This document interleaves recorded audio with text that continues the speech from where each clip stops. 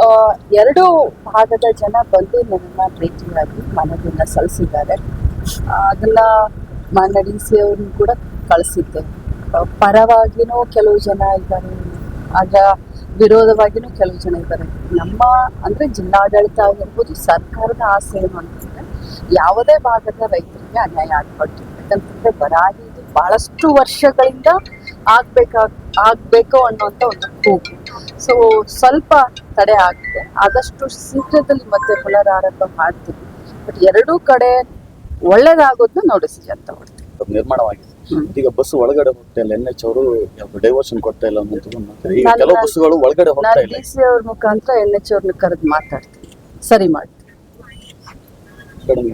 ಉಪಚುನಾವಣೆ ಸಾಮಾನ್ಯವಾಗಿ ರಾಜ್ಯದಲ್ಲಿ ಯಾವ ಸರ್ಕಾರ ಇರುತ್ತೋ ಆ ಸರ್ಕಾರಗಳ ಬಗ್ಗೆ ಸಾಮಾನ್ಯವಾಗಿ ಮತದಾರರ ಒಲವು ಜಾಸ್ತಿ ಆಗಿರುತ್ತೆ.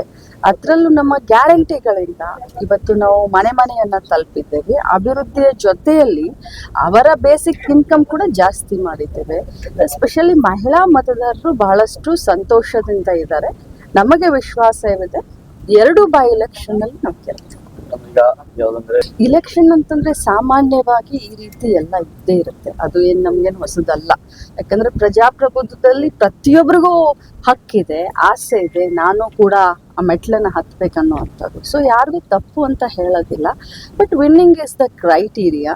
ಸೊ ಒಂದು ಹೈಕಮಾಂಡ್ ಡಿಸಿಷನ್ ತಗೊಂಡಿದೆ. ಯಾಕಂತಂದ್ರೆ ಆ ಮನೆತನದವರು ಗೆದ್ದಿದ್ರು, ಇನ್ನೂ 2.5 ವರ್ಷ ಆ ಮನೆತನಕ್ಕೆ ಇರ್ಲಿ, ಜನ ಅವ್ರಿಗೆ ಮತ ಹಾಕಿದ್ದಾರೆ.